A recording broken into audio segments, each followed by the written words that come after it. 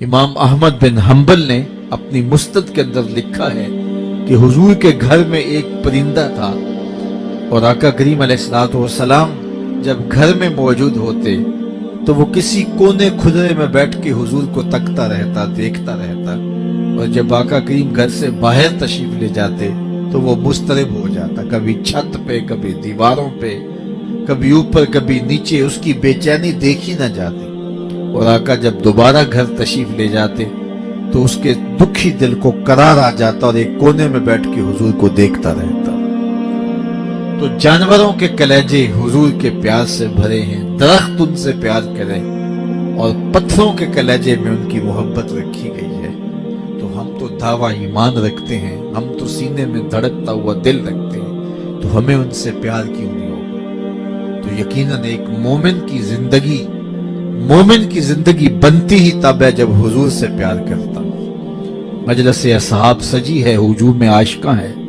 ایک صحابی حاضر خدمت ہوئے اور بڑی مجلس میں حضور سے پوچھنے لگے، متی الساعہ یا رسول اللہ، حضور قیامت کب آئے گی؟ ایک طالب علم استاد سے پوچھے، جناب امتحانات کب ہوں گے؟ تو استاد تو یہی سمجھے گا کہ اس نے خوب تیاری کی ہے، تو جو بے تابی سے امتحانات کا پوچھ رہا ہے تو وہ یہی پوچھے گا نا، جناب آپ نے کیا تیاری کی ہے کہ اتنی بے تابی سے امتحانات کا انتظار کر رہے ہیں؟ اب وہ شخص آیا اور اس نے حضور سے کہا، متی الساعہ، حضور قیامت کب آئے گی؟ آقا کریم نے ارشاد فرمایا، ما اعددت لہا، تو نے اس کے لیے تیاری کیا کی؟ تو اس نے کہا، میں نے جو ہے وہ اس کی تیاری یہ کی ہے کہ میں اللہ اور اس کے رسول سے پیار کرتا ہوں، اللہ سے پیار کرتا ہوں، اس کے رسول سے پیار کرتا ہوں۔ تو آقا کریم علیہ السلام نے فرمایا، تو جس سے پیار کرتا ہے اس کے ساتھ ہی اٹھایا جائے گا۔ صحابہ فرماتے ہیں، ایمان لانے کے بعد سب سے زیادہ خوشی اگر کسی بات کی ہوئی تو اس بات کی ہوئی کہ حضور نے فرمایا جو جس سے پیار کرتا ہے اس کے ساتھ اٹھائے جائیں گے۔ تو پھر راوی کہتے ہیں، ہم تو حضور سے پیار کرتے ہیں، ہم تو ابو بکر و عمر سے پیار کرتے ہیں، تو پھر قیامت کے دن ہم ان کے ساتھ اٹھائے جائیں گے۔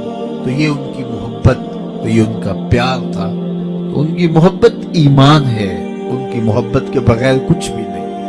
محمد کی محبت دین حق کی شرط اول ہے، اسی میں ہو اگر خامی تو سب کچھ نامکمل ہے۔ تو محبت، پیار، ان کی الفت، یہ اثاثہ ہے ہمارے سینے کا۔ لیکن میں آپ سے پوچھتا ہوں، محبت کا ثبوت کیسے ہم فراہم کریں گے؟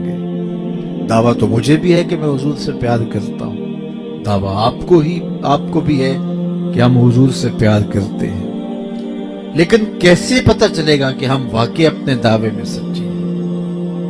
ہمارے نعرے، ہمارے جلسے کیا ہمارے دعوی محبت کی صداقت کے لیے کافی ہیں؟ تو صاحب یہ بات ذہن میں رکھیں، جو جس سے محبت کرتا ہے وہ اس کی اطاعت کرتا ہے، اس کی فرما برداری کرتا ہے۔ میں اور اگر آپ آقا کریم سے محبت کرتے ہیں تو ہم اپنے اندر اتر کے دیکھیں کہ کیا ہم حضور کی بات بھی مانتے ہیں یا نہیں مانتے۔ اگر ان کی بات مانتے ہیں تو پھر ہم اپنے دعوی محبت میں سچے ہیں، لیکن اگر ہم اپنی خواہش کے بندے ہیں، ان کی بات کو کبھی مانا ہی نہیں ہے، تو کیا ہمارا زبان سے دعویٰ کر لینا کافی ہوگا؟ یہ مجھے بھی سوچنا ہوگا، یہ آپ کو بھی سوچنا ہوگا۔